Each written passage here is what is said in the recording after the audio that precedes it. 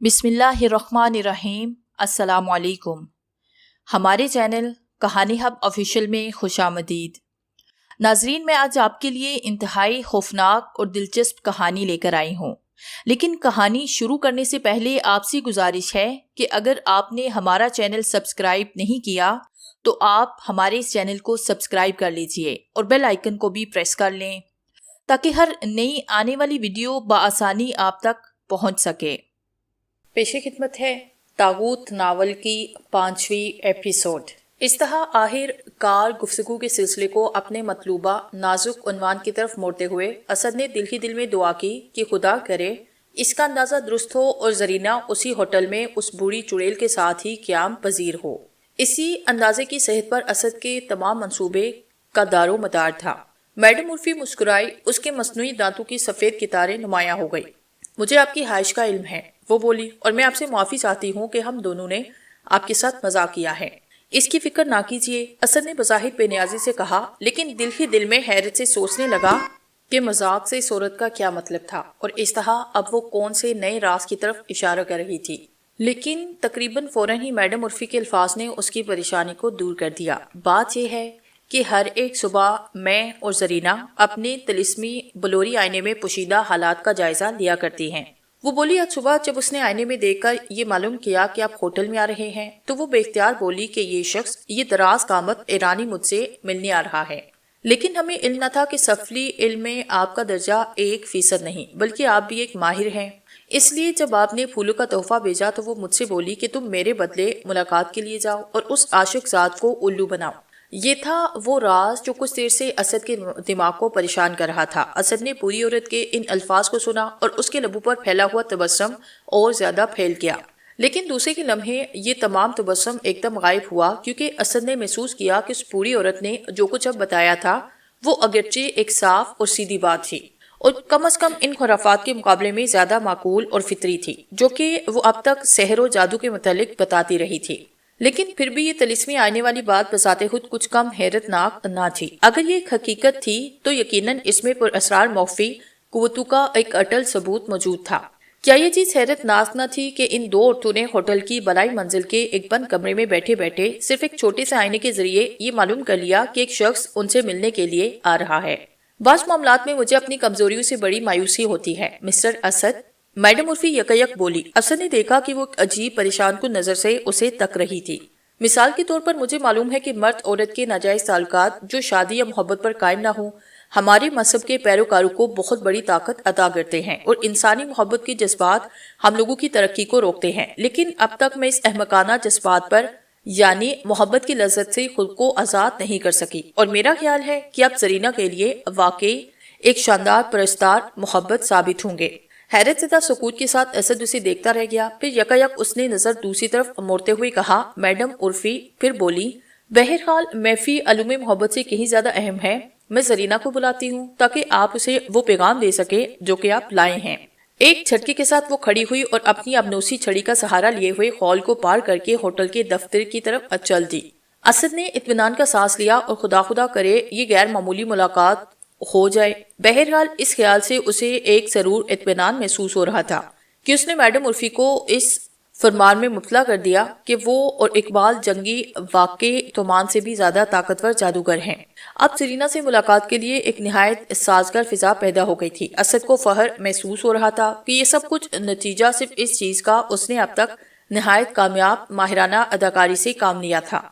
उसने अपने दिल में पुख्ता अज़म किया कि अगर एक बार वो किसी तरह जहीना को अपनी कार में बिठाने में कामयाब हुआ तो वो उसे उड़ा ले जाएगा और जिस तरह भी मुमकिन होगा जरीना से कुछ ऐसी मालूमात हासिल करेगा कि जब मैडम उर्फी को ये मालूम नहीं सुलेमान अब इकबाल जंग के कब्जे में नहीं तो बामुश्किल ही इस बात की तवक्को की जा सकती है कि जरीना को ऐसी मालूमात दे सकेगी जिससे सुलेमान का पता लगाया जा सके।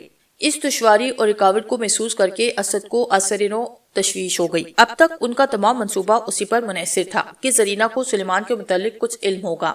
लेकिन फर्ज कीजिए कि जरीना भी मैडम उर्फी की तरह इस सिलसिले में लाइम साबित हुई तो क्या होगा, या फर्ज करें कि अगर जरीना को कुछ इल्म हासिल है तो क्या इससे मालूमात हासिल करना मुमकिन होगा। अगर किसी तरह इसको तुमान का सुराग लगाना आसान हो, क्योंकि ये बिल्कुल मुमकिन था कि उस हबीज शख्स ने शहर में 1 दर्जन मुकामात पर अपना अड्डा बना रखा हो। ان کئی اڈوں کا سراغ لگانا، ان کا جائزہ لینا اور یہ سارا کام غروب آفتاب سے پہلے ہی ختم کر لینا آسان بات نہ تھی، لیکن اقبال کے الفاظ اب تک اسد کی سماعت میں گونج رہے تھے اور وہ واضح سن رہے تھے کہ یہ کام جلد از جلد پورا کر لینا ضروری ہے۔ آج فروری کی 29 تاریخ تھی۔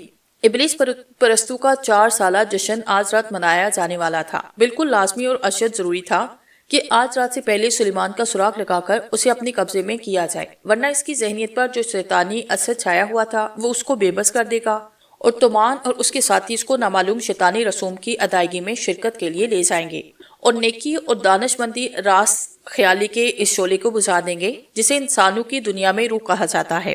کچھ دیر کے بعد میڈم عرفی پھر واپس آئی اور سرگوشی میں بولی، کم از کم آج کی رات ایسی ہے کہ تاریخ مذہب کے ہم سب پیروکار اپنے باہمی جہرے بلا دیں گے، ٹھیک ہے نا؟ کیونکہ ہم سب کو آج رات اپنے واحد آقا ابلیس کے حضور میں سر نیاز ہم کرنا ہے۔ اسد نے خاموشی سے اپنا سر ہلایا۔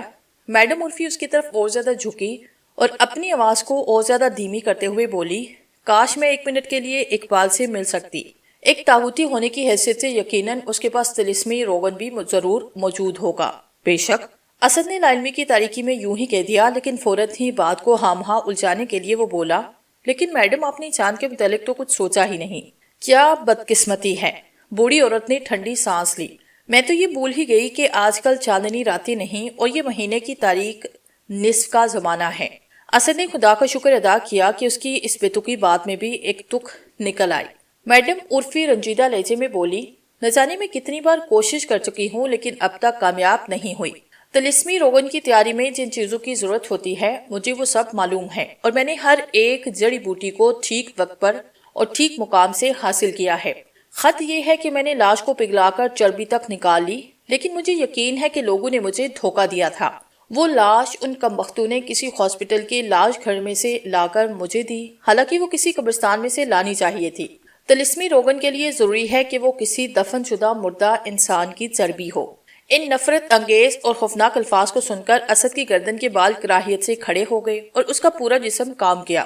یقیناً یہ تصور بھی نہیں کیا جا سکتا تھا کہ اس 20ویں صدی میں بھی ایسے لوگ موجود ہیں جو تاریخ انسانی کے تاریخ زمانے کی بربریت آمیز شیطانی رسوم ادا کرتے ہیں۔ لیکن اس کے ساتھ ہی اسد کو اس ہیبتناک شکل کی یاد تازہ ہوئی جو اس نے اور نواب نے گزشتہ سب سلیمان کے مکان میں دیکھی تھی۔ اپنی کھلی آنکھوں سے اس خوفناک منظر کو دیکھنے کے بعد اب اس میں کوئی شک و شبہ باقی نہ تھا کہ تمام میڈم عرفی اور ان جیسے دوسرے لوگوں نے خود کو قدیم شیطانی قائد میں غرق کر دیا ہے اور ان لوگوں کے عجیب و غریب اور خوفناک عملیات کے نتیجے میں جو واقعات ظہور پذیر ہوتے ہیں ان کو موجودہ نئے زمانے کے یقین یا عدم یقین کے پیمانوں سے نہیں ناپا جا سکتا۔ بوڑھی جادوگرنی ایک بار پھر اسد کو اسی عجیب اور پریشان کو نظر سے دیکھ رہی تھی۔ خیر کوئی مذائقہ نہیں، وہ بڑبڑائی، بہرحال ہم دونوں میں اور زرینہ وہاں جائیں گے اور یقیناً یہ ایک دلچسپ تجربہ ہوگا کیونکہ زرینہ کبھی پہلے 4 سالہ جشن میں شامل نہیں ہوئی ہے۔ اسی وقت لفٹ کا دروازہ کھلا، زرینہ برآمدے میں برآمد ہوئی۔ ایک ساتھ کے لیے اسد نے میڈم عرفی کے شانے کے اوپر سے دیکھتے ہوئے زرینہ کے حسین چہرے پر نظر ڈالی، لیکن چونکہ بوڑھی عورت پھر اپنی دھیمی سرگوشی میں کچھ کہہ رہی تھی اس لیے مجبوراً اسد کو پلٹ کر پھر اس کی طرف دیکھنا پڑا۔ وہ زرینہ کی شخصیت میں اپنی غیر معمولی دلچسپی کا راز ظاہر ہونے نہ دینا چاہتا تھا۔ بے شک وہ کبھی پہلے اس سیشن میں شامل نہیں ہوئی۔ بوڑھی عورت نے ایک پرمسرت مسکراہٹ کے ساتھ اپنے الفاظ دہرائے اور اس لیے وہ کبھی نہیں سمجھ سکتی تھی کہ وہاں کی مستیاں سرشاریاں کیسی ہوتی ہیں۔ عقائد ظلمت ابلیس کی مہربانیاں جب نازل ہوتی ہیں تو کون جانتا ہے کہ کس کا دامن بھر جائے، ہو سکتا ہے کہ میں یا تم یا وہ۔ اسد اپنی کرسی سے کھڑا ہوا، بوڑھی جادوگرنی کے الفاظ کے شیطانی مفہوم کے لیے اپنے کان کھڑے کر لیے۔ آج تک اس نے جو کچھ عام طور پر کتابوں میں پڑھا تھا اس کی روشنی میں وہ اس بات سے بخوبی واقف تھا کہ ابلیس پرستوں کے ہر جشن میں کیا کیا ہوتا تھا اور جب جشن کا ہنگامہ اپنے شباب پر پہنچتا قدیم زمانے میں یہ لوگ کیسے کیسے ناقابل یقین وحشیانہ کام کرتے تھے۔ لہٰذا اب یہ سوچ کر کہ زرینہ بھی ان شرمناک وحشیانہ حرکات کے لیے تحت مشق بنائی جائے گی، اس کا پورا جسم خوف سے کام کیا۔ بے اختیار اس کے دل میں آیا کہ اپنے مضبوط ہاتھوں سے اس ملعون بوڑھی عورت کی گردن دبائے اور اس کے موٹے جسم میں سے اس کی ناپاک زندگی کی آخری رمق تک نچوڑ کر نکال ڈالے۔ لیکن انتہائی صبر و تحمل سے کام لیتے ہوئے اس نے اپنے جذبات کو اندر دبایا اور اپنی ظاہری حالت کو پرسکون بنائے رکھا۔ جب زرینہ اس کے قریب آئی، اسے دیکھ کر مسکرائی تو اسد نے اسے ایک لمحے میں ہی عزم کر لیا کہ سلیمان کی طرح یہ حسین لڑکی بھی معصوم ہے اور ان دونوں کو رات ہونے سے پہلے اس شیطانی قبضے کے اثر سے آزاد کرنا چاہیے جو ان کو غلام بنائے ہوئے ہے۔ میڈم عرفی نے اپنی دھیمی سرگوشیوں میں ابلیس پرستوں کے جشن کے جن ناقابل بیان شرمناک ہنگاموں کی طرف اشارے کیے تھے، انہیں سن کر اسد کو ایسے محسوس ہو رہا تھا کہ کمرے کی پوری فضا ناپاک اور پلیت ہو گئی ہو اور غیبی شیطانی اثرات ہر طرف چھا گئے ہوں۔ لیکن زرینہ کی آمد پر فضا ہلکی محسوس ہونے لگی۔ صبح کی دھوپ باہر سڑک پر ایک زرد سنہری چمک بکھیر رہی تھی اور زرینہ اپنے ایک ہاتھ میں گلاب کے پھولوں کا وہ گلدستہ لیے ہوئے تھی جو اس نے لڑکی کے ہاتھ بھیجا۔ اسد جواب میں مسکرایا۔ زرینہ نے پھولوں کو اپنے چہرے کے قریب اٹھا لیا۔ بہت شکریہ، وہ ایک نرم اور صاف آواز میں بولی۔ اس کی خوبصورت آنکھوں نے پھولوں کے اوپر سے ہنستے ہوئے اس کی طرف دیکھا۔ تو کیا واقعی آپ کو یقین تھا کہ میڈم عرفی آپ کو مجھ سے ملنے کی اجازت دے دیں گی؟ اگر میڈم ایسی اجازت نہ دیتی تو میں دن بھر اپنی جگہ بیٹھا رہتا، اسد نے آزادی سے اعتراف کرتے ہوئے کہا، کیونکہ اب جب کہ آخرکار ہم دونوں ایک دوسرے سے مل چکے ہیں، میں امید کر رہا ہوں کہ آپ مجھے کچھ کہنے کے لیے اپنے ساتھ رہنے کی مسرت عطا فرمائیں گی۔ یقیناً، لیکن آج نہیں۔ مجھے بہت سے کام کرنے ہیں۔ لباس کی تیاری میں مجھے درزی کے پاس پہنچنے میں بہت ہی تاخیر ہو گئی ہے۔ اسد نے اس خوش قسمتی پر خدا کا شکر ادا کیا کہ میڈم عرفی اس فریب میں مبتلا ہو گئی ہے کہ اقبال ایک زبردست طاقت کا جادوگر ہے اور اسد اس کا بھیجا ہوا پیغمبر ہے۔ یہ ایک نئی صورتحال تھی جو اس پوری عورت سے گفتگو کرنے کے دوران خود بخود پیدا ہو گئی تھی۔ اسد نے اب اس صورتحال سے پورا فائدہ اٹھانے کا سوچا۔ یہ بے حد ضروری ہے اور اہم ہے کہ آپ آج ہی مجھے ملاقات کا موقع عطا فرمائیں۔ اسد نے اصرار کیا۔ کچھ ایسی باتیں ہیں جن کے متعلق ہمیں گفتگو کرنا ضروری ہے۔ ضروری؟ زرینہ نے حیرت سے کہا اور فکر کی ایک شکن اس کی پیشانی پر نمودار ہو گئی۔ میں سمجھی نہیں آپ کا کیا مطلب ہے؟ کوئی تعجب نہیں کہ تم کچھ نہیں سمجھ سکی، میڈم عرفی نے عجلت سے دخل دیتے ہوئے کہا۔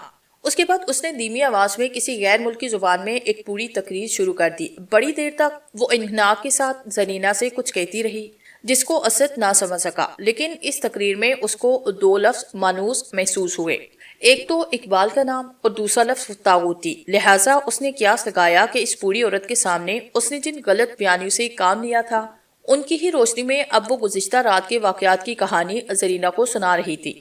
لیکن جب وہ فریب میں مبتلا ہوئی، اب زرینہ کو بھی اس میں ناداستہ طور پر مبتلا کر رہی تھی۔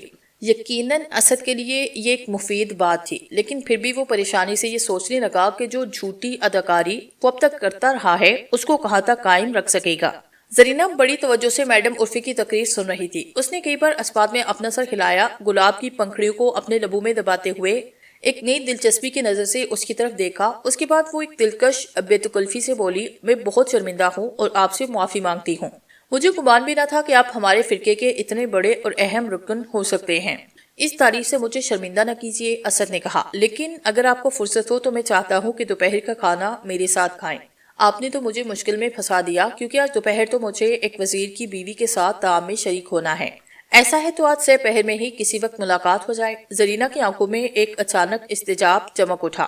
لیکن یہ تو اور بھی مشکل ہے، وہ بولی، اگر ہمیں شام تک وہاں پہنچنا ہے تو 4 بجے تک یہاں سے روانہ ہو جانا چاہیے اور مجھے تو ابھی اپنا سامان سفر بھی درست کرنا ہے۔ اسد فوراً سمجھا کہ زرینہ جشن کی طرف اشارہ کر رہی تھی، لہٰذا اسد نے دوسرے ہی لمحے اپنی حماقت کی تلافی کرتے ہوئے کہا، یہ تو میں بول ہی کیا، مجھے اکثر یہ یاد نہیں رہتا کہ آبادی کی تنگ مصروف سڑکوں پر موٹر کار اتنی تیزی سے نہیں چلائی جا سکتی کہ میں ریس کے میدانوں میں دوڑانے کا عادی ہوں۔ بے شک جشن کے لیے ہمیں سہ پہر کو چل دینا پڑے گا۔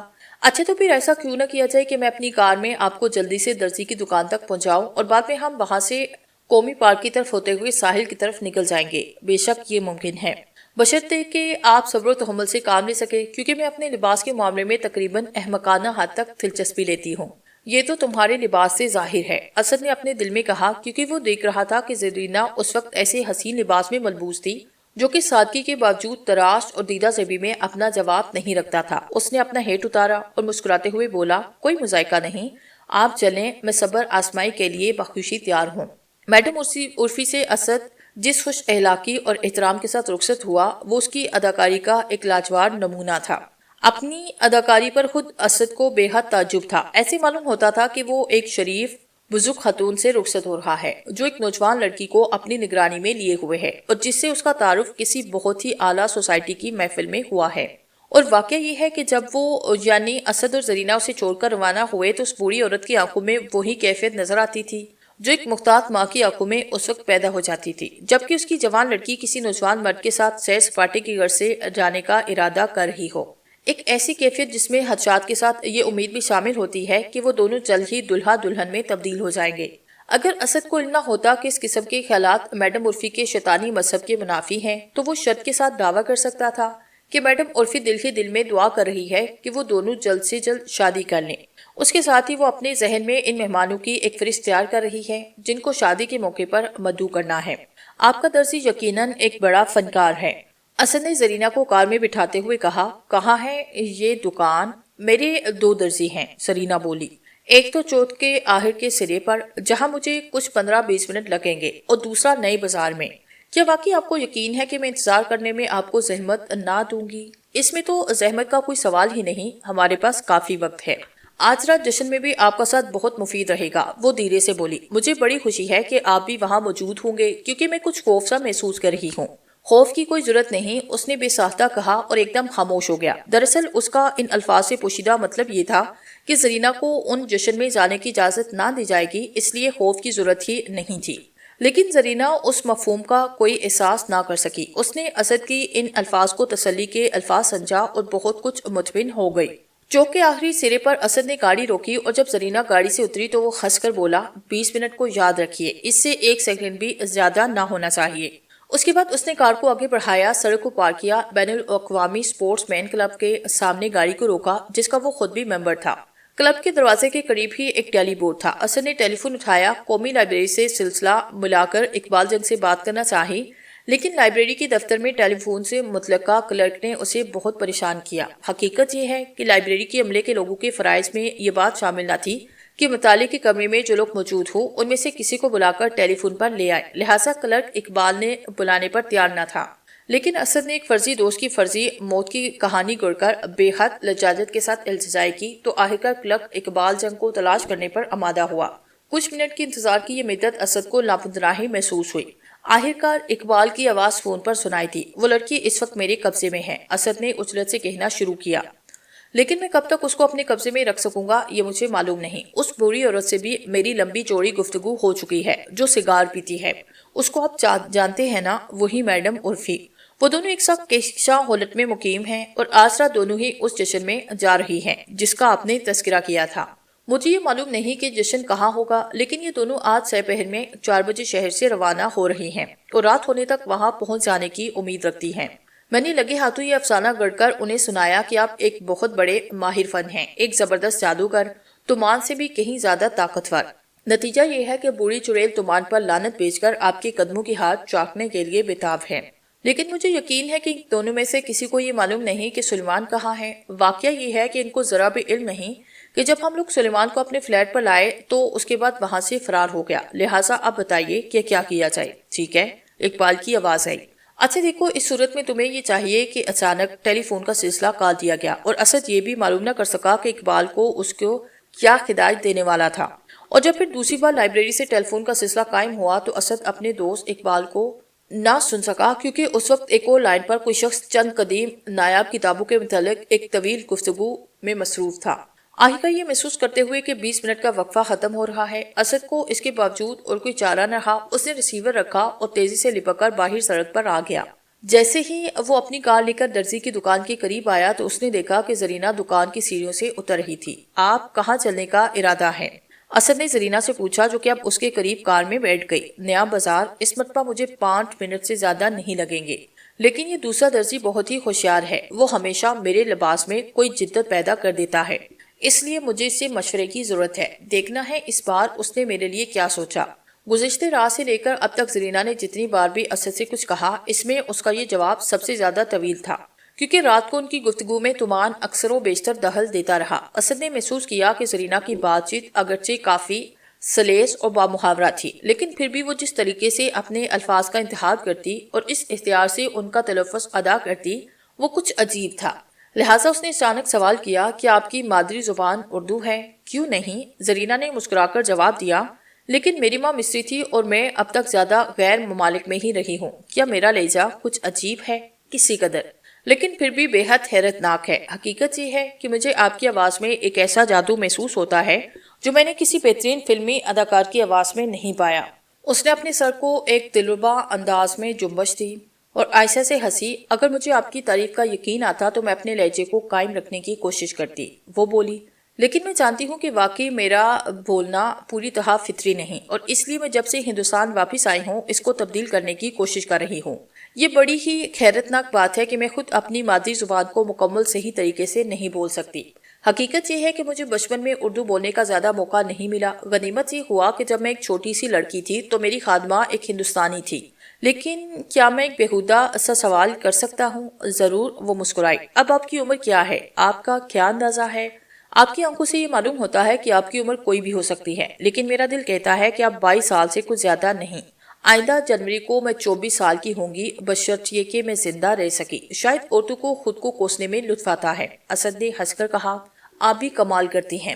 اگلی جنوری میں صرف 10 مہینے ہی اور باقی ہیں، اور کوئی یہ نہیں کہہ سکتا کہ آپ تندرست نہیں۔ آپ کی صحت ماشاءاللہ کافی اچھی ہے۔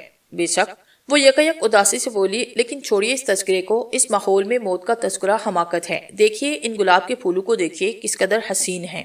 اس وقت ان کی کار پارک کے قریب سے گزر رہی تھی۔ واقعی یہ پارک اب بہت حسین بن گیا ہے، اسد نے کہا۔ جب میں پہلی بار ادھر آیا تھا تو ایک چھوٹا سا باغیچہ تھا۔ پارک کے اختتام پر اسد نے گاڑی کو نئے بازار کی طرف موڑا۔ 2 منٹ کے بعد زرینہ کار سے اتری اور درزی کی دکان میں داخل ہو گئی۔ جب زرینہ دکان کے اندر مشغول تھی، اسد نے صورتحال پر ازسرنو غور کیا۔ اس نے فیصلہ کیا کہ وہ زرینہ کو اقبال کی طرف سے ایک فرضی پیغام دے گا، اور اس پیغام کا مضمون کچھ اس طرح ہوگا کہ زرینہ کو چاہیے کہ وہ جشن میں شریک نہ ہو، بلکہ جب تک جشن ختم نہ ہو جائے اس وقت تک تومان سے دور رہے اور خود کو اقبال کی نگرانی اور حفاظت میں رکھے۔ اس پیغام کے لیے وہ مناسب الفاظ تلاش کرنے میں مصروف تھا، لیکن اس کے ساتھیوں سے احساس ہو رہا تھا کہ زرینہ ہرگز اس بات کا یقین نہیں کرے گی۔ یہ بالکل ظاہر تھا کہ وہ اس ناپاک شیطانی جشن میں شرکت کرنے کا پختہ ارادہ کر چکی تھی، اور بوڑھی میڈم عرفی نے جو کچھ بتایا تھا اسے معلوم ہوتا تھا کہ تمام ابلیس پرست اس جشن کو اس قدر زیادہ اہمیت دیتے تھے کہ ان لوگوں کے درمیان مختلف فرقے اور مختلف حلقے جشن میں شریک ہونے کی غرض سے کم از کم ایک رات کے لیے اپنے تمام اندرونی اختلافات کو فراموش کر دیتے تھے۔ زرینہ کے رویے سے بالکل ظاہر تھا کہ وہ خود کو جس مصیبت میں مبتلا کرنے جا رہی تھی اس کا اسے ذرا سا بھی تصور نہ تھا، لیکن اسد کے لیے یہ تصور ہی ایک قیامت سے کم نہ تھا کہ جشن میں شریک ہونے والے ابلیس پرستوں کا خبیث گروہ زرینہ جیسی معصوم اور حسین لڑکی پر دست درازہ کرے گا، اور ان کے وحشیانہ جنون کے ہاتھوں اس بیچاری کی نہ جانے کیا درگت بنے گی۔ ان تصورات سے بے اختیار اسد کا خون کھولنے لگتا، اس کے جبڑوں اور بازو کے اعصاب کھنچے جاتے۔ اس کا جی چاہتا کہ اپنے فولادی گوشوں سے ان لوگوں کی کھوپڑی کو سرما بنا دے۔ کچھ ہی کیوں نہ ہو، یہ ضروری تھا کہ وہ زینہ کو اپنے ساتھ رکھے، لیکن کس طرح؟ اس نے زوروں کے ساتھ اپنے دماغ کو کوئی مناسب ترکیب سوچنے کے لیے الٹ پلٹ کرنا شروع کیا، لیکن پریشانی کی بات یہ ہوئی کہ تقریباً اسی وقت زرینہ درزی کی دکان سے نکلی، اسد کے پاس آئی، اور ایک بار پھر پارک میں داخل ہونے تک وہ کوئی تدبیر نہ سوچ سکا۔ اچھا بتائیے، وہ نرمی سے بولی۔ کیا؟ اسد نے ایک بات ٹالنے کی کوشش کی۔ کہیے تو یہ بتانا شروع کر دوں کہ آپ کس قدر حسین ہیں۔ نہیں، یہ آپ کا کرم ہے کہ آپ میری شکل و صورت اور میرے لب و لہجے کی تعریف میں شرانہ قصیدے سنانے کی زحمت گوارا کرنے کو تیار ہیں، لیکن میرے خیال میں وقت آ گیا ہے کہ آپ کہکشاں ہوٹل میں آج صبح تشریف لانے کا حقیقی سبب بیان فرمائیں۔ کیا آپ اب تک اندازہ نہیں لگا سکی؟ نہیں، میں آپ کو دوپہر کے کھانے کے لیے اپنے ساتھ لے جانا چاہتا ہوں۔ خدا را سنجیدہ بننے کی کوشش کریں، آپ میرے لیے کوئی پیغام لائے ہیں۔ ممکن تو یہ بھی ہے، لیکن اگر میں کوئی پیغام نہ بھی لاتا تب بھی آپ کے ہوٹل کو اپنے لیے جنت ہی سمجھتا۔ زرینہ کی پیشانی پر شکنیں سی پڑ گئی۔ میں آپ کی بات سمجھنے سے قاصر ہوں، وہ بولی۔ ہم دونوں میں سے کوئی بھی اس بات کے لیے آمادہ نہیں کہ اس قسم کی رومانی باتوں پر اپنا وقت ضائع کریں۔ میں ایک ایسی منزل پر پہنچ چکا ہوں جہاں میں ہی اس معاملے کا سب سے بہتر فیصلہ کر سکتا ہوں، اسد نے ایک شان برتری کے ساتھ کہا، کیونکہ اس نے دیکھا کہ اپنے واسطے اس نے جو ایک اونچی پوزیشن قائم کی تھی، اس یا علوم کے میدان میں خود کو جس بلند مرتبے کا ماہر ظاہر کرنے کی کوشش کی تھی، باتوں ہی باتوں میں نظر انداز ہوتا جا رہا تھا۔ تو کیا آپ ایک تاغوتی سے بھی آگے بڑھ چکے ہیں؟ اوسیا سرداری کا آجی تاج آپ کو حاصل ہو چکا ہے؟ حیرت اور نفرت اور تقریف کی ایک جھجری سی اسد کے سینے میں پیدا ہوئی، لیکن اس نے اس کو نظر انداز کیا۔ گفتگو ایک بار اسی شیطانی کاروبار کی لغویات کی طرف مڑ گئی، اور اسد کو محسوس ہو رہا تھا کہ اب وہ دیر تک اس سلسلے میں اپنی اداکاری کو قائم نہ رکھ سکے گا۔ لہٰذا جواب دینے کی بجائے اس نے ایک اچانک عزم کے ساتھ اپنی کار کو پھر موڑ کر سڑک پہ پہنچایا اور شہر سے باہر جانے والے راستے پر دوڑا دیا۔ کہاں لے کر جا رہے ہیں آپ؟ زرینہ نے عجلت سے پوچھا۔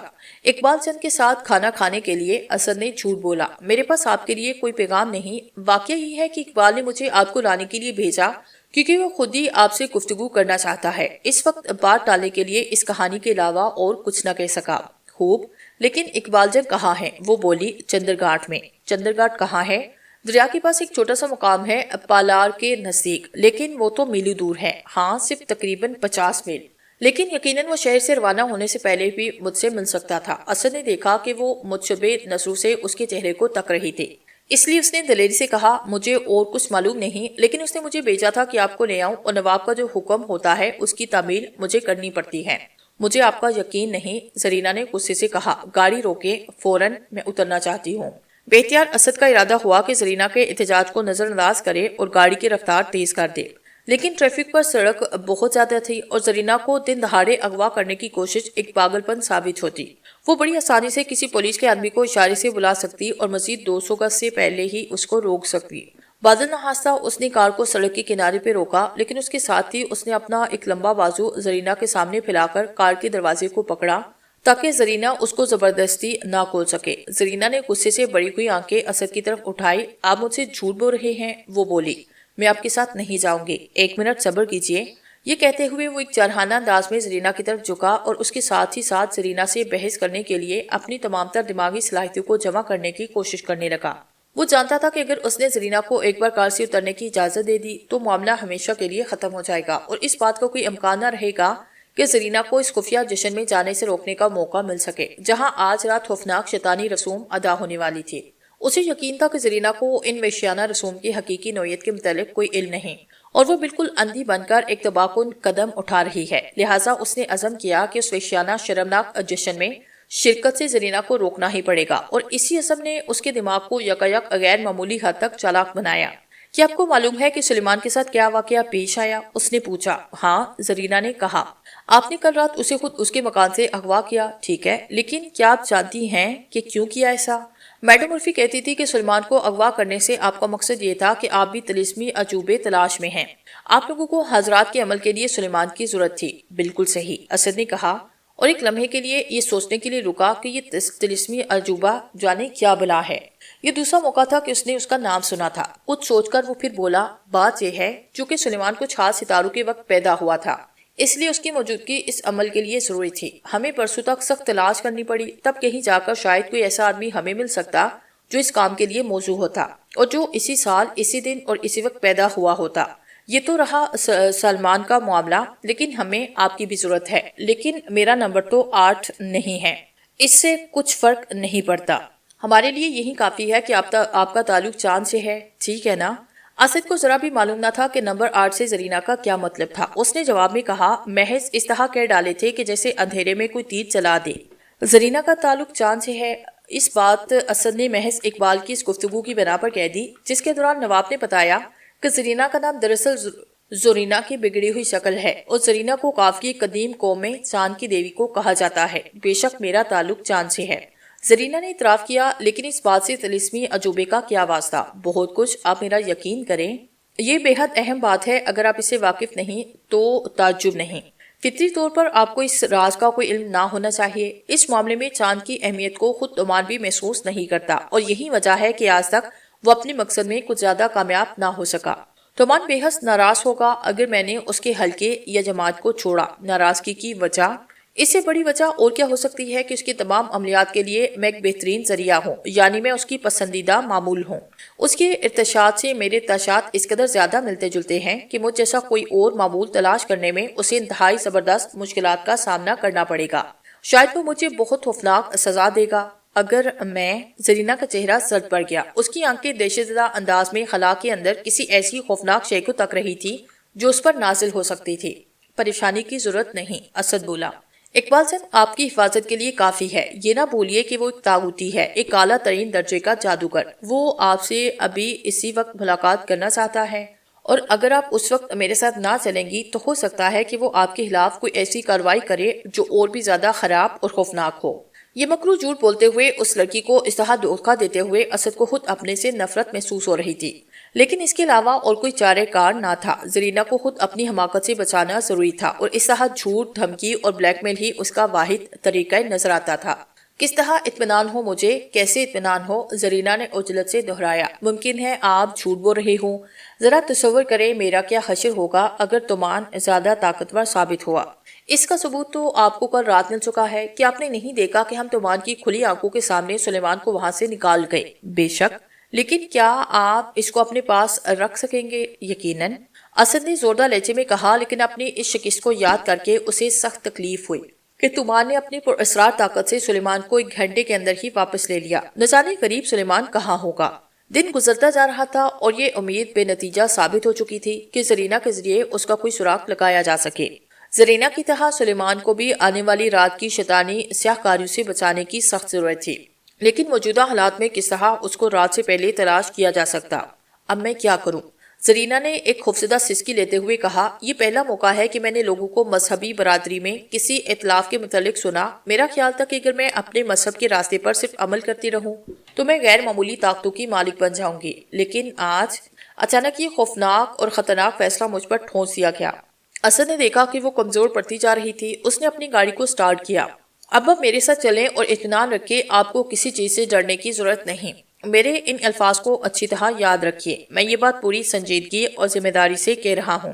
اچھا، یہی صحیح، وہ کمزور سی آواز میں بولی، میں آپ پر بھروسہ کر لیتی ہوں۔ چند منٹ تک وہ خاموش بیٹھے رہے۔ جب گاڑی بڑی شاہراہ پر آئی تو اس نے مڑ کر زرینہ کی طرف دیکھا اور مسکرایا۔ اب چھوڑیے اس تذکرے کو، اقبال جنگ سے ملاقات کرنے تک ہمیں اس معاملے کو فراموش کرنا چاہیے، اور اس اثنا میں بہتر ہے کہ میں اور آپ عام انسان بن جائیں۔ کیا خیال ہے آپ کا؟ ٹھیک ہے، وہ بولی، تو پھر کیوں نہ آپ کچھ اپنے ہی متعلق مجھے بتائیں۔ یہ دیکھ کر زرینہ نے ہتھیار ڈالے۔ اسد بمشکل ہی اپنی خوشی کو ضبط کر سکا۔ اس احساس پر اسے بے حد سکون محسوس ہو رہا تھا کہ اب تقریباً 1 گھنٹے تک اسے کم از کم اس مصیبت سے نجات حاصل رہے گی کہ شیطانی گورکھ دنگو کے متعلق بے تکی باتیں اڑاتا رہے۔ ان شیطانی موموں پر بحث کرنا جو اس کے لیے کوئی معنی نہیں رکھتے، در حقیقت انتہائی خطرناک تھا، جتنا کہ سمندر پر جمی ہوئی ہلکی برف کے اوپر دوڑنا۔ لہٰذا اب اس بحث کو چھوڑ کر اس کی تمام سابقہ فطری خوش طبعی واپس آئی اور اپنی سابقہ زندگی کی کہانی مزے لے کر سنانے لگا۔ وطن میں اپنی زندگی کی دلچسپیاں، ہندوستان اور دوسرے ممالک کے سفر و سیاحت کے واقعات، موٹر کاروں، کشتی اور ہوائی جہاز کے سلسلے میں اپنی تیز رفتاری کا شوق وغیرہ وغیرہ۔ اسد کی کار تیزی سے اپنی منزل کی جانب چلتی ہوئی مختلف قصبات دیہات سے گزرتے ہوئے کچھ دیر کے بعد اس نے زرینہ کو اس بات پر مائل کیا کہ وہ خود اپنے متعلق بھی کچھ بتائے۔ اس نے بتایا کہ اس کا باپ ہندوستانی تھا، اس کی ماں مصری تھی۔ ابھی وہ ایک چھوٹی سی بچی ہی تھی کہ اس کے باپ کا انتقال ہوا۔ اس کی مصری ماں نے اس کی پرورش کی۔ اس کے بچپن کا پورا زمانہ ایک بہت بڑے اور پرانے مکان میں بسر ہوا تھا جو مقامی طور پر محل کہلاتا، اور یہ کوکاف کی جنوبی ڈھالوں اور ایک دور افتادہ گاؤں میں واقع تھا۔ یہ گاؤں اونچے اونچے پہاڑوں سے چاروں طرف گھرا ہوا تھا اور باقی دنیا سے اس قدر الگ تھلگ تھا کہ عالم گھیر جنگ کا بھی وہاں کچھ زیادہ اثر نہ ہوا تھا۔ البتہ جنگ کے بعد کچھ ایسی سیاسی تبدیلیاں ہوئی کہ اس مکان کو چھوڑنا پڑا اور اس کی ماں اس کو لے کر مصر واپس آ گئی۔ شاہ فاروق کی حکومت کے اختتام اور جمہوریت کے قیام پر پھر انقلابات کے تحت ان دونوں کی زندگی پر اثر پڑا۔ روم کی بابت تو مجھے یاد نہیں، جہاں کہتے ہیں کہ آپ نے مجھے پہلی بار دیکھا، زرینہ نے جواب دیا۔ لندن کا واقعہ مجھے یاد ہے، میں اس وقت شہر سے باہر دیہاتی علاقوں میں ایک گھوڑے پر سوار تھی اور آپ ایک لمبی سی سوفٹ موٹر کار میں۔ جب آپ نے اپنی گاڑی کو سڑک کے کنارے موڑ کر روکا تاکہ ہم لوگ گزر سکیں تو آپ کو دیکھ کر مجھے حیرت ہوئی کہ میں نے یہ شکل پہلے کہاں دیکھی ہے، اور پھر مجھے یاد آیا کہ میں نے آپ کو نیو یارک کی ایک پرہجوم سڑک پر کئی ماہ پہلے دیکھا تھا، جبکہ ہم دونوں کی کاریں ٹریفک میں پھنس کر پہلو بہ پہلو رک گئی تھی۔ معلوم ہوتا ہے قسمت کو پہلے یہ منظور تھا کہ ہم کبھی نہ کبھی ملاقات کریں گے۔ ہم دونوں ہی جانتے ہیں کہ محض چانس یا اتفاق کوئی چیز نہیں، وہ بولی۔ مجھے یقین ہے کہ آپ میرا موم کا مجسمہ بنا کر ضرور رکھے ہوئے ہیں اور برابر اس پر اپنا عمل کرتے رہے ہیں، جس کے نتیجے میں آج ہماری ملاقات ہوئی۔ اگر زرینہ نے یہی بات ایک دن پہلے کہی ہوتی تو اس کی تمام تر سنجیدگی کے باوجود اسد کو فوراً یہ گمان ہوتا کہ وہ مذاق کر رہی ہے، لیکن آج اسد کی ذہنیت بالکل بدل چکی تھی۔ اگرچہ اپنے حالات پر اس کی خود تعجب تھا، لیکن حقیقت یہی ہے کہ اب وہ اس بات کو امکان کی حدود سے خارج نہیں سمجھتا تھا کہ ایک چھوٹے سے مومی مجسمے پر کچھ پراسرار جادو کا عمل کر کے ٹھوس نتائج پیدا کیے جا سکتے ہیں۔ حالیہ تجربات نے اس کے نظریات میں ایک زبردست انقلاب برپا کر دیا۔ زرینہ کے الفاظ سن کر اس نے کچھ پسو پیش کیا۔ اس طرح کے عملیات کے متعلق وہ اپنی ناعلمی کا اعتراف کرنے پر تیار نہ تھا اور نہ یہ ظاہر کرنا چاہتا تھا کہ زرینہ سے ملاقات کرنے کے لیے اس نے کوئی کوشش نہیں کی۔ لیکن اس سے پہلے کہ وہ کچھ جواب سوچ سکے، زرینہ نے خود ہی اس کو جواب کی ضرورت سے آزاد کیا، کیونکہ وہ اچانک بولی، میں تو بھول کے وہ دوپہر کا کھانا، میں وہاں دعوت میں وقت پر واپس نہ پہنچ سکوں گی۔ پریشانی کی کیا بات ہے؟ آپ ٹیلی فون کریں، اطلاع کریں کہ اچانک آپ کو شہر سے باہر جانا پڑا، اسد نے کہا، اور چند میل دور چلنے کے بعد جب وہ ایک اوس درجے کے قصبے میں داخل ہوئے تو اسد نے گاڑی کو ایک بڑے سے ہوٹل کے سامنے روکا۔ زرینہ ہوٹل کے اندر ٹیلی فون کرنے چلی گئی۔ اسد باہر کھڑے ہو کر اپنی سفر کی منزل مقصود یعنی چندر گھاٹ اور دریا کی حالت پر غور کرنے لگا۔ اگرچہ بھی سال کا ابتدائی حصہ تھا، موسم گرما کے ایام شروع نہ ہوئے تھے، تاہم دریا کی حالت ایسی تھی کہ کشتی کی سیر سے لطف اندوزی کی جا سکتی تھی، اور دریا کے دوسرے کنارے پر دلکش باغات میں جہاں ایک خوبصورت کلب قائم تھا، تفریح کرنے والوں کے لیے خیمہ جات وغیرہ کا انتظام شروع ہو چکا تھا۔ کچھ دیر کے بعد زرینہ واپس آئی اور فوراً ہی وہ پھر روانہ ہو گئے۔ تیز رفتار کار جلد ہی شہری حدود سے نکل کر مضافات کے ماحول سے گزرنے لگی۔ رفتہ رفتہ قدیم دور کے زمینداروں اور جاگیرداروں کی دور افتادہ عمارتیں بھی نظروں سے غائب ہو گئی اور صحیح معنوں میں دیہاتی علاقے شروع ہو گئے۔ اب سڑک ایسے مقامات سے گزر رہی تھی جہاں رہ کر کچھ فاصلوں پر درختوں کی گھنی شاخیں محرابوں کی شکل میں راستے پر جھکی ہوئی تھی، اور ان کے تنوں کے درمیان سے سورج کی شعاعیں نورانی سلاخوں کی طرح نمودار ہو کر خاموش جنگل کے حسن میں اضافہ کرتی ہوئی غائب ہوتی تھی۔ دور سبزہ زاروں میں ادھر ادھر مویشیوں کے جھنڈ گھاس چرنے میں مشغول نظر آتے تھے، اور کھیتوں میں نیم پختہ فصلیں زندگی سے بھرپور سورج کی روشنی میں نہائی ہوئی کھڑی تھی۔ دیہاتی علاقے کے مناظر اور لطیف خوشبوئیں، جہاں انسانی صنعت نے فطرت کے حسن کو دبایا نہیں تھا، جہاں فطرت کی تازگی کو انسان نے اپنے مفاد کی خاطر قائم رکھنے کی کوشش کی تھی، تازہ ہوا میں دھلے ہوئے جنگل، میدان اور سبزہ زار، ان سب چیزوں کے اثرات نے اسد کے دل میں ایک اور جذبہ اور ایک نیا اعتماد پیدا کر دیا۔ سلیمان کے متعلق اپنی فکر و تشویش کو فی الحال اس نے ذہن سے نکالا، اور جس خوفناک ڈرامے میں اس نے خود کو الجھایا، اس کے متعلق تمام خیالات کو اپنے دل سے خارج کرتے ہوئے اس نے زرینہ کے ساتھ وہ تمام مسرت انگیز مگر محمل باتیں کرنا شروع کر دی جو ایک نوجوان مرد ایک حسین اور نوعمر عورت کے ساتھ ازل سے کرتا رہا ہے۔ ایسے معلوم ہوتا تھا کہ یہ زرینہ نہیں بلکہ کوئی عام لڑکی ہے جو اس کے ساتھ چھپ کر صرف ایک دن کے واسطے دیہاتی علاقے میں سیر و تفریح سے لطف اندوز ہونے کے لیے آ گئی ہے۔ اس وقت وہ زرینہ سے اسی مسرت اور روحانی سے بے تکلفی کے ساتھ باتیں کر رہا تھا جو کہ اس ماحول میں وہ کسی بھی اور لڑکی سے کرتا۔ پالار پہنچنے سے پہلے ہی اس کی بے تکلفی خوش طبعی نے اتنی کامیابی حاصل کر لی کہ زرینہ بھی اس کے ساتھ ہنس پڑتی، اور جب وہ دریا کے کنارے چندر گھاٹ کے نام گاؤں میں پہنچے تو زرینہ کی یہ حالت تھی کہ اس کا چہرہ گلنار بن گیا، اس کی آنکھوں میں ایک نئی روشنی ناچ رہی تھی۔ دریا کو پار کر کے دوسری طرف پہنچتے جہاں اقبال کا دریائی مکان کنارے سے کچھ دور ہٹ کر واقع تھا اور اس کے سبز پوش میدان نشیب میں پانی کے کنارے تک پہنچے ہوئے تھے، حمید نے ان کا استقبال کیا اور ایک خادمہ زرینہ کو بالائی منزل میں لے گئی تاکہ وہ سفر کے بعد غسل کر سکے۔ تنہائی کا موقع پا کر اسد نے اجرت کے ساتھ حمید کو ضروری ہدایات کر دی۔ تھوڑی دیر کے بعد جب زرینہ نشست گاہ میں واپس آئی جہاں پرانی وضع کی بڑی بڑی کھڑکیوں میں سے پھولوں سے بڑے ہوئے چمن اور ان کے بعد دریا کے دوسرے کنارے کے درخت ایک حسین منظر پیش کر رہے تھے تو اس نے دیکھا کہ اسد سکون اور مسرت کے عالم میں کھڑا ہوا ہے، اپنے ہونٹوں کو ایک گردش کی شکل میں سمیٹے ہوئے سیٹی بجا رہا تھا اور ساتھ ہی ساتھ مختلف قسم کے کھانوں کی ایک فہرست پر نشانہ لگاتا جا رہا تھا۔ حمید اس کے قریب ہی کھڑا ہوا تعمیل حکم کے انداز میں سر ہلاتا جاتا تھا۔ نواب صاحب کہاں ہیں؟ زرینہ نے پوچھا۔ اس کی آواز میں ایک نئی سنجیدگی تھی۔ اسد کو پہلے ہی اس سوال کا انتظار تھا۔ اپنا چہرہ اسی طرح زرینہ کی طرف سے موڑتے ہوئے اس نے خوش طبعی سے کہا، نواب صاحب ابھی تک نازل نہیں ہوئے؟ کیوں حمید؟ کب تک آ رہے ہیں وہ؟ معاف کیجیے حضور، مجھے آپ کو پہلے بتا دینا چاہیے تھا۔ نواب صاحب نے فون کیا تھا کہ میں ان کی طرف سے مس صاحبہ کی خدمت میں معذرت پیش کر دوں اور آپ سے یہ عرض کروں کہ ان کے بجائے سرکار کی میزبانی کا فرض ادا فرمائیں۔ نواب کو بعض شدید ضرورتوں کی وجہ سے رک جانا پڑا، لیکن امید ہے کہ سہ پہر کے بجائے چائے کے وقت تشریف لے جائیں گے۔ یہ تو واقعی بدقسمتی کی بات ہے، اسد نے متاثر انداز میں کہا۔ بہرحال مجبوری ہے، کوئی پرواہ نہیں، کھانا تیار ہوتے ہی ہم لوگ میز پر بیٹھ جائیں گے، انتظار بیکار ہے۔ بہت بہتر، حمید نے کہا۔ تو ہم تقریباً تیار ہے، بس 10 منٹ اور لگیں گے۔ یہ کہہ کر حمید نے ادب سے سر ہم کیا اور چلا گیا۔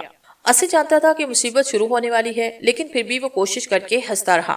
آئیے کچھ دیر شطرنج سے ہی شغل کیا جائے، وہ مسکراتے ہوئے بولا۔ میں نے سنا ہے کہ شطرنج کی بساط پر ایک مرد کبھی ایک عورت سے بازی نہیں لے سکتا۔ میں آج یہ بات آزمانا چاہتا ہوں۔ مجھے شطرنج سے کوئی دلچسپی نہیں، میں اس کو افیم سے کم نہیں سمجھتی۔ افیم؟ اسد نے کہا لگایا۔ بڑی ہی دلچسپ تشبیہ دی آپ نے۔ اچھا چلیے تاج صحیح۔ زرینہ کچھ دیر خاموش رہی، اس کے چہرے اور آنکھوں سے ساری مسرت اور تازگی غائب ہو چکی تھی، اور جب 1 منٹ کے بعد وہ بولی تو اس کی آواز میں ایک تازہ پریشانی نمایاں تھی۔ میں چائے کے وقت تک یہاں نہیں ٹھہر سکتی، اس نے کہا۔ کیا آپ کو یہ احساس نہیں کہ مجھے 4 بجے سے پہر شہر واپس جانا چاہیے اور 4 بجے وہاں سے روانہ ہونا چاہیے؟ بے اختیار اسد کی زبان پر یہ سوال آیا کہ وہ کون سا مقام ہے جہاں آپ آج رات جا رہی ہیں، لیکن اس سوال کو اس نے لبوں تک آنے نہ دیا۔ اس کی بجائے پوچھا، آپ یہاں سے ہی سیدھی کیوں نہیں چلی جاتی؟ اور یہ سوال کرتے وقت اس نے دل ہی دل میں دعا مانگی کہ جشن کا خفیہ مقام شہر کی دوسری سمت نہ ہو۔ ایک ساتھ کے لیے زرینہ کے چہرے پر ایک چمک سی پیدا ہوئی۔ میں یہ بھول گئی آپ بھی تو وہاں جا رہے ہیں، اور یہاں سے روانہ ہونے میں سفر اور بھی مختصر ہو جائے گا۔ وہ بولی، اگر آپ مجھے لے جا سکتے ہیں تو یہ بالکل حماقت معلوم ہوتی ہے کہ میں شہر تک پھر واپس آؤں، لیکن میڈم عرفی کا کیا ہوگا؟ وہ میرے ساتھ جانے کا پروگرام بنا چکی ہیں۔ اس کے علاوہ مجھے اپنے کپڑے بھی لینے ہیں۔ تو کیوں نہ آپ میڈم عرفی کو فون کریں، ان سے کہیں کہ وہ آپ کا سامان لیتی آئیں اور بتا دیں کہ ہم لوگ وہاں منزل مقصود پر ہی ان سے مل جائیں گے۔ آپ کو اقبال سے ملنا ضروری ہے، اور کچھ ہی کیوں نہ ہو جائے وہ ضرور یہاں آئے گا، کیونکہ وہ اور میں ایک ساتھ ہی وہاں جا رہے ہیں۔ زرینہ نے اسبات میں سر ہلایا اور بولی، ٹھیک ہے، اگر میں خود کو اس کی حفاظت میں دینا چاہتی ہوں تو یہ ضروری ہے کہ جشن سے پہلے اس سے ملاقات کروں، کیونکہ تمان ہوا میں آنکھیں رکھتا ہے اور اب تک اسے معلوم ہو گیا ہوگا کہ میں یہاں موجود ہوں۔